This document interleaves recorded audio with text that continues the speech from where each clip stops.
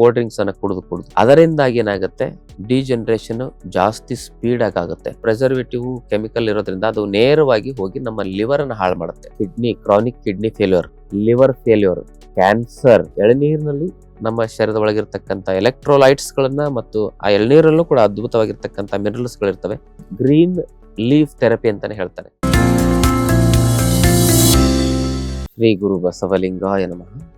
ಓಂ ನಮಃ ಶಿವಾಯ. ಸರ್ವರಿಗೂ ಭಕ್ತಿಯ ಶರಣಾರ್ಥಿ. ಆತ್ಮೇರೆ, ಬೇಸಿಗೆ ಕಾಲದಲ್ಲಿ ದೇಹವನ್ನ ತಂಪಾಗಿಟ್ಕೊಳ್ಳಿಕ್ಕೆ ಬಹಳ ಜನ ಕೋಲ್ಡ್ ಡ್ರಿಂಕ್ಸ್ಗೆ ಮೊರೆ ಹೋಗ್ತಾರೆ. ದಯವಿಟ್ಟು ಈ ತಪ್ಪನ್ನ ಜೀವನದಲ್ಲಿ ಯಾವತ್ತೂ ಮಾಡ್ಲಿಕ್ಕೆ ಹೋಗ್ಬೇಡಿ. ನೀವು ನಾಲಿಗೆಗೆ ತಂಪು ಅಷ್ಟೇ ನೋಡ್ತೀರಿ, ಅದು ಒಳಗಡೆ ಹೋಗಿ ಎಷ್ಟು ನಮ್ಮ ದೇಹವನ್ನು ಹಾಳು ಮಾಡುತ್ತೆ. ಅಂದರೆ ಫ್ರಿಜ್ಜಲ್ಲಿ ಇಟ್ಟಿರ್ತಾರೆ ಅದನ್ನೇ ಕೋಲ್ಡ್ ಡ್ರಿಂಕ್ಸ್ ಅಂತ ತಿಳ್ಕೊಂಡಿರ್ತೀರಿ ನೀವು. ಫ್ರಿಜ್ಜಲ್ಲಿ ವಿಷ ಬೇಕಾದರೂ ಇಡಬಹುದು, ವಿಷವನ್ನು ತಂಪು ಮಾಡಿಕೊಡ್ಬೋದು. ಬಾಯಲ್ಲಿ ಮಾತ್ರ ಅದು ತಣ್ಣಗಿದೆ ಅನ್ನೋದನ್ನ ನಾವು ಗಮನಿಸ್ತೇವೆ ಹೊರತು ಅದು ಶೀತವೀರ್ಯ ಗುಣಧರ್ಮ ಹೊಂದಿದೆಯಾ, ಉಷ್ಣವೀರ್ಯ ಗುಣಧರ್ಮ ಹೊಂದಿದೆಯಾ, ಅನುಷ್ಣವನ್ನ ಹೊಂದಿದೆಯಾ ಅನ್ನೋದನ್ನ ಸರಿಯಾಗಿ ತಿಳ್ಕೊಂಡಿರೋದಿಲ್ಲ. ಆ ಡ್ರಿಂಕ್ಸಲ್ಲಿ ಎಷ್ಟು ಕೆಮಿಕಲ್ ಇದೆ, ಎಷ್ಟು ಕಲರ್ ಇದೆ, ಎಷ್ಟು ಪ್ರಿಸರ್ವೇಟಿವ್ ಇದೆ, ಇದರ ಮೇಲೆ ಅದು ನಮ್ಮ ದೇಹದ ಮೇಲೆ ಹೇಗೆ ಎಫೆಕ್ಟ್ ಮಾಡುತ್ತೆ ಅನ್ನೋದನ್ನ ನಾವು ಸರಿಯಾಗಿ ತಿಳ್ಕೊಳ್ಳದೆ ಆ ಕೋಲ್ಡ್ ಡ್ರಿಂಕ್ಸ್ ಅನ್ನು ಕುಡಿತೇವೆ. ಅದಕ್ಕೆ ಹಲವಾರು ಜನ ತಮ್ಮ ಸ್ವಾರ್ಥಕ್ಕಾಗಿ ಪ್ರಚಾರನೂ ಮಾಡ್ತಾರೆ. ಯಾರು? ನೀವು ಮೆಚ್ಚತಕ್ಕಂಥ ಸೆಲೆಬ್ರಿಟಿಗಳು, ಕ್ರಿಕೆಟ್ ಪ್ಲೇಯರ್ಗಳು, ಅವರು ತಮ್ಮ ಸ್ವಾರ್ಥಕ್ಕಾಗಿ ಅದನ್ನು ಪ್ರಚಾರ ಮಾಡ್ತಾರೆ ಹೊರತು ನಿಮ್ಮ ಆರೋಗ್ಯದ ಕಾಳಜಿ ಅವ್ರಿಗೆ ಇರೋದಿಲ್ಲ. ಅದಕ್ಕೆ ನೀವು ಹುಚ್ಚು ಅಭಿಮಾನದಿಂದ ನಿಮ್ಮ ಆರೋಗ್ಯ ಹಾಳು ಮಾಡ್ಕೋತೀರಿ. ನಿಮಗೊಂದು ನೇರವಾಗಿ ನಾ ಹೇಳಕ್ಕೆ ಇಚ್ಛೆ ಪಡ್ತೇನೆ, ನಿಮ್ಮ ದೇಹವನ್ನ ತಂಪುಗೊಳಿಸುವ ಆಹಾರವನ್ನ ಸೇವನೆ ಮಾಡೋದ್ರಿಂದ ನಿಮ್ಮ ದೇಹದಲ್ಲಿ ಡಿಜನರೇಷನ್ ಏನಿರ್ತದೆ, ಬ್ಯಾಲೆನ್ಸ್ ಇರ್ತದೆ. ಇಂತಹ ಕೋಲ್ಡ್ ಡ್ರಿಂಕ್ಸ್ ಅನ್ನ ನೀವು ಕುಡಿಯೋದ್ರಿಂದ ಡಿಜನರೇಷನ್ ಜಾಸ್ತಿ ಸ್ಪೀಡಾಗಿ ಆಗುತ್ತೆ. ಯಾವಾಗ ಡಿಜನರೇಷನ್ ಪ್ರೊಸೀಜರ್ ಜಾಸ್ತಿ ಸ್ಪೀಡಾಗಿ ಆಗುತ್ತೆ ಆವಾಗ ಮನುಷ್ಯನ ಆಯಸ್ಸು ಕಮ್ಮಿ ಆಗುತ್ತೆ. ಪೂರ್ತಿಯಾಗಿ ನೋಡ್ಬೇಕಂತ ಹೇಳಿದ್ರೆ, ವಿಚಾರ ತಿಳ್ಕೊಬೇಕಂದ್ರೆ ವಿಡಿಯೋ ಪೂರ್ತಿ ನೋಡಿ, ಗೊತ್ತಾಗತ್ತೆ ನಿಮಗೆ. ಅರ್ಧಂಬರ್ಧ ನಾಲೆಜ್ ಭಾಳ ಮೋಸ್ಟ್ ಡೇಂಜರ್. ಯಾಕೆ ಲೈಫಲ್ಲಿ ಡಿಜನರೇಷನ್ ಹೆಚ್ಚು ಸಂಭವಿಸ್ತಾ ಇದೆ? ಇತ್ತೀಚಿನ ದಿನಗಳಲ್ಲಿ ಜೆನೆಟಿಕ್ ಕೋಡ್ ಯಾಕೆ ವೀಕ್ ಆಗ್ತಾ ಇದೆ? ಯಾಕೆ 100 ವರ್ಷ ಬದುಕೋ ಜನ 50 ವರ್ಷಕ್ಕೆ 40-50 ವರ್ಷಕ್ಕೆ ಸಾಯ್ತಾ ಇದ್ದಾರೆ ಅಂದರೆ ಇಂತಹ ಒಂದು ಕೆಟ್ಟ ಪೇಯಗಳನ್ನು ಕುಡಿಯೋದ್ರಿಂದ. ಇದೇನು ಮಾಡುತ್ತೆ, ಇದರಲ್ಲಿ ಭಯಾನಕವಾಗಿರ್ತಕ್ಕಂಥ ಪ್ರಿಸರ್ವೇಟಿವ್ ಕೆಮಿಕಲ್ ಇರೋದ್ರಿಂದ ಅದು ನೇರವಾಗಿ ಹೋಗಿ ನಮ್ಮ ಲಿವರನ್ನು ಹಾಳು ಮಾಡುತ್ತೆ. ಲಿವರ್ ಅಂದರೆ ಅದು ಶರೀರದ ಶಕ್ತಿ ಕೇಂದ್ರ. ಶರೀರದಲ್ಲಿ ಯಾವುದೇ ಒಂದು ಸೆಲ್ಸನ್ನು ರಿಪೇರಿ ಮಾಡಬೇಕಂದ್ರೆ ಮತ್ತೆ ರೀಬ್ಯಾಲೆನ್ಸ್ ಮಾಡಬೇಕಂದ್ರೆ ಲಿವರ್ ಕೆಲಸ ಬಹಳ ಮುಖ್ಯ ಇದೆ. ಅದರ ಜೊತೆಗೆ ಶರೀರಕ್ಕೆ ಬೇಕಾಗಿರ್ತಕ್ಕಂಥ ಎನರ್ಜಿಯನ್ನು ಕೂಡ ಅದು ಸ್ಟೋರ್ ಮಾಡಿ ಇಟ್ಕೊಂಡಿರ್ತದೆ. ಹಾಗೆಯೇ ಶರೀರದಲ್ಲಿ ಯಾವುದೇ ವಿಷಕಾರಿ ಅಂಶಗಳು ಸ್ಪ್ರೆಡ್ ಆಗದ ಹಾಗೆ ಆ ವಿಷವನ್ನು ತನ್ನೊಳಗಡೆ ಹಿಡಿದಿಟ್ಕೊಳ್ತಕ್ಕಂಥ ಒಂದು ಕರುಣಾಮಯಿ ಅಂದರೆ ಲಿವರ್. ಅದಕ್ಕೆ ನಾವು ಪ್ರತಿ ದಿವಸ ಹಿಂಸೆ ಮಾಡ್ತಾ ಇರ್ತೇವೆ ಈ ಕೋಲ್ಡ್ ಡ್ರಿಂಕ್ಸ್ ಅನ್ನು ಕುಡಿದು. ಅದರಿಂದಾಗಿ ಏನಾಗುತ್ತೆ, ಲಿವರ್ನಲ್ಲಿ ವಿಷ, ಪಾಯ್ಸನ್ ತುಂಬಿ ಅದು ರಕ್ತದಲ್ಲಿ ಏನಾಗುತ್ತೆ ಅಂದರೆ ಸ್ಪ್ರೆಡ್ ಆಗುತ್ತೆ.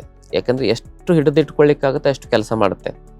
ಟ್ರಾಫಿಕಲ್ಲಿ ಒಬ್ಬರಿಬ್ಬರು ಬಂದರೆ ಪೊಲೀಸ್ ಕಂಟ್ರೋಲ್ ಮಾಡ್ಬೋದು, ಒಂದೇ ಸಲ 100 ಜನ ಬಂದರೆ ಹೆಂಗೆ ಕಂಟ್ರೋಲ್ ಮಾಡ್ಲಿಕ್ಕಾಗತ್ತೆ? ಅದು ಯಾವಾಗ ಶರೀರದಲ್ಲಿ ಸ್ಪ್ರೆಡ್ ಆಗುತ್ತೆ, ರಕ್ತದಲ್ಲಿ ಸ್ಪ್ರೆಡ್ ಆಗುತ್ತೆ, ಆವಾಗ ಭಯಾನಕವಾಗಿರ್ತಕ್ಕಂಥ ತ್ರಿದೋಷಜನ್ಯ ವಿಕಾರಗಳು ಹೆಚ್ಚಾಗ್ತವೆ. ವಾತ ವಿಕಾರ, ಪಿತ್ತ ವಿಕಾರ, ಕಫ ವಿಕಾರ, ಈ 3 ಏಕಕಾಲಕ್ಕೆ ಯಾವಾಗ ವಿಕಾರ ಆಗ್ತವೆ ಆವಾಗ ಮನುಷ್ಯ ಏನಾಗ್ತಾನೆ ಅಂತ ಹೇಳಿದ್ರೆ ಅಸಾಧ್ಯ ಕಾಯಿಲೆಗೆ ತುತ್ತಾಗ್ತಾನೆ. ಯಾವುದು? CKD, kidney, chronic kidney failure, liver failure, cancer, ಎಲ್ಲ ಮಾರಣಾಂತಿಕ ಸಮಸ್ಯೆಗಳು ಬರೋದು ಏಕಕಾಲದಲ್ಲಿ ತ್ರಿದೋಷಗಳ ವಿಕಾರದಿಂದಾಗಿ. ಯಾವುದು? ಒಂದೇ ಒಂದು ತಪ್ಪು ಮಾಡಿರ್ತೇವೆ, ಕೋಲ್ಡ್ ಡ್ರಿಂಕ್ಸ್ ಅನ್ನು ಕುಡಿಯೋದು. ಇಷ್ಟೊಂದು ದೊಡ್ಡ ಮಾರಣಾಂತಿಕ ಕಾಯಿಲೆಗಳಿಗೆ ಅದು ಕಾರಣ ಆಗುತ್ತೆ. ಅದರ ಬದಲಾಗಿ ಏನು ಕುಡಿಬೇಕು? ಬೇಸಿಗೆಯಲ್ಲಿ ಎಳೆನೀರು ಕುಡೀರಿ. ದೇಹದ ಉಷ್ಣತೆ ಬ್ಯಾಲೆನ್ಸ್ ಇರ್ತದೆ. ದೇಹ ಹೈಡ್ರೇಟ್ ಆಗಿರಬೇಕು. ಬಹಳ ಮುಖ್ಯವಾಗಿ ನಾವು ಎಷ್ಟು ನೀರು ಕುಡಿತೀವಿ ಅನ್ನೋದು ಮುಖ್ಯ ಅಲ್ಲ, ಅದು ಎಷ್ಟು ದೇಹಕ್ಕೆ ಅಬ್ಸಾರ್ಬ್ ಆಗುತ್ತೆ ಅನ್ನೋದು ಮುಖ್ಯ. ಅದಕ್ಕೆ ಎಲೆಕ್ಟ್ರೋಲೈಟ್ಸ್ ಭಾಳ ಮುಖ್ಯ. ಎಳನೀರಿನಲ್ಲಿ ನಮ್ಮ ಶರೀರದ ಒಳಗಿರ್ತಕ್ಕಂಥ ಎಲೆಕ್ಟ್ರೋಲೈಟ್ಸ್ಗಳನ್ನು ಮತ್ತು ಆ ಎಳನೀರಲ್ಲೂ ಕೂಡ ಅದ್ಭುತವಾಗಿರ್ತಕ್ಕಂಥ ಮಿನರಲ್ಸ್ಗಳಿರ್ತವೆ. ಅವೆಲ್ಲವನ್ನು ಕ್ರಿಯಾಶೀಲಗೊಳಿಸಿದಾಗ ದೇಹದಲ್ಲಿ ಹೈಡ್ರೇಷನ್ ಪ್ರಾಪರ್ ಬ್ಯಾಲೆನ್ಸ್ ಇರ್ತದೆ. ಎಳೆನೀರು ಮತ್ತು ಕಬ್ಬಿನ ರಸ, ಹಣ್ಣುಗಳ ರಸ, ತರಕಾರಿ, ಕ್ಯಾರೆಟು, ಬೀಟ್ರೂಟು, ಸೌತೆಕಾಯಿ, ಬೂದು ಕುಂಬಳಕಾಯಿ, ಸೋರೆಕಾಯಿ, ಇಂಥ ಹಣ್ಣುಗಳ ತರಕಾರಿಗಳ ರಸ. ಬೇಸಿಗೆ ಕಾಲದಲ್ಲಿ ಆಲ್ಮೋಸ್ಟ್ ಈ ಕಲ್ಲಂಗಡಿ, ಕರ್ಬೂಜ, ಈ ಪೈನಾಪಲ್ಲು, ದ್ರಾಕ್ಷಿ ಇಂಥ ಶೀತವೀರ್ಯ ಗುಣಧರ್ಮವನ್ನು ಹೊಂದಿರತಕ್ಕಂಥ ಎಲ್ಲ ಪದಾರ್ಥ, ಎಲ್ಲ ಹಣ್ಣುಗಳು ಶೀತವೀರ್ಯ ಗುಣಧರ್ಮ ಇದೆ. ಬೇಸಿಗೆಯಲ್ಲಿ ಯಾವ ಸೀಸನಲ್ ಫ್ರೂಟ್ಸ್ ಬರ್ತದಲ್ಲ ಅವೆಲ್ಲ ಹಣ್ಣುಗಳನ್ನು ತಿನ್ನೋದು. ಸೊಪ್ಪು ತರಕಾರಿಗಳ ಗ್ರೀನ್ ಲೀಫ್ ಥೆರಪಿ ಅಂತಲೇ ಹೇಳ್ತಾರೆ. ಅಂದರೆ ಹಸಿರು ಸೊಪ್ಪುಗಳು. ನೋಡಿ, ಈಗ ನಾವು ಒಂದು ಮರದ ಕೆಳಗಡೆ ನಿಂತ್ಕೊಂಡಿರ್ತೇವೆ. ಆ ಮರದ ಕೆಳಗಡೆ ನಿಂತ್ಕೊಂಡಾಗ ಎಷ್ಟೇ ಬಿಸಿಲಿನ ಶಾಖ ಇದ್ರೂ ಕೂಡ ಆ ಶಾಖ ನಮಗೆ ತಗಲೋದಿಲ್ಲ, ತಂಪನಿಸುತ್ತೆ.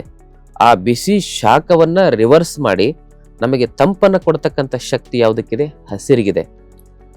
ಆ ಎಲೆಯನ್ನು, ಯಾವುದೇ ಒಂದು ಎಲೆ, ಪಾಲಕ್ ಸೊಪ್ಪಾಗಿರ್ಬೋದು, ಮೆಂತ್ಯ ಸೊಪ್ಪಾಗಿರ್ಬೋದು, ಹೀಗೆ ಯಾವುದೇ ಬಸಳೆ ಸೊಪ್ಪಾಗಿರ್ಬೋದು, ಶೀತವೀರ್ಯ ಗುಣಧರ್ಮ ಹೊಂದಿರತಕ್ಕಂಥ ಇಂಥ ಎಲೆಗಳನ್ನು ನಾವು ಜ್ಯೂಸ್ ಮಾಡ್ಕೊಂಡು ಕುಡಿದ್ರೆ ಅದಕ್ಕೆ ಗ್ರೀನ್ ಲೀವ್ಸ್ ಜ್ಯೂಸ್ ಥೆರಪಿ ಅಂತ ಕರೀತಾರೆ.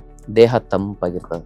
ಆ ಒಂದು ಹೊರಗೆ ಹೇಗೆ ಬಿಸಿಲನ್ನು ಅದು ರಿವರ್ಸ್ ಮಾಡುತ್ತೆ, ಒಳಗಡೆನೂ ಕೂಡ ಅದು ಶಾಖವನ್ನು ರಿವರ್ಸ್ ಮಾಡಿ ದೇಹವನ್ನು ತಂಪಾಗಿರ್ತದೆ. ಇದು ಬೇಸಿಗೆ ಕಾಲದಲ್ಲಿ ನಾವು ಮಾಡಬೇಕಾಗಿರ್ತಕ್ಕಂಥದ್ದು, ಬೇಸಿಗೆ ಕಾಲದ ಆಹಾರ ಪದ್ಧತಿ ಅಂತ ಹೇಳ್ಬೋದು. ಹೀಗೆ ಈ ಒಂದು ನ್ಯಾಚುರಲ್ ಫುಡ್ಗಳನ್ನು, ಫುಡ್ ಸಪ್ಲಿಮೆಂಟ್ಸ್ಗಳನ್ನು ನಾವು ತೆಗೆದುಕೊಳ್ಳೋದು. ಫುಡ್ ಸಪ್ಲಿಮೆಂಟ್ ಅಂತ ಹೇಳಿದ್ರೆ ಮೆಡಿಸನ್ ಅಲ್ಲ, ಇದೇ ಫುಡ್ಡನ್ನು ಸಪ್ಲಿಮೆಂಟ್ ಆಗಿ ತೆಗೆದುಕೊಳ್ಳೋದೆ ಫುಡ್ ಸಪ್ಲಿಮೆಂಟ್. ಇದನ್ನು ಬಿಟ್ಟು ಮಾರಕ ಕೋಲ್ಡ್ ಡ್ರಿಂಕ್ಸ್ಗೆ ಬಲಿಯಾಗಿ ನಿಮ್ಮ ಜೀವನವನ್ನು ಹಾಳು ಮಾಡ್ಕೊಳ್ಬೇಡಿ ಅಂತಕ್ಕಂಥ ಎಚ್ಚರಿಕೆಯನ್ನು ಕೊಡ್ತಾ, ಆದ್ಮೇಲೆ ಬೇಸಿಗೆಯಲ್ಲಿ ಕೆಲವೊಂದಿಷ್ಟು ವಿಶೇಷ ಪಾನೀಯಗಳು ಬರ್ತವೆ, ತಂಪು ಮಾಡ್ತಕ್ಕಂಥ ಇನ್ನೂ ಹಲವಾರು ಪಾನೀಯಗಳಿದೆ. ಅದನ್ನು ನಿಮಗೆ ನಾನು ತಿಳಿಸ್ಕೊಡ್ತೇನೆ. ನಿಮಗೆ ಆಸಕ್ತಿ ಇದ್ದಲ್ಲಿ ಕಮೆಂಟ್ ಮಾಡಿ ನಿಮ್ಮ ಆ ಒಂದು ಅಭಿಪ್ರಾಯವನ್ನು ತಿಳಿಸಿ.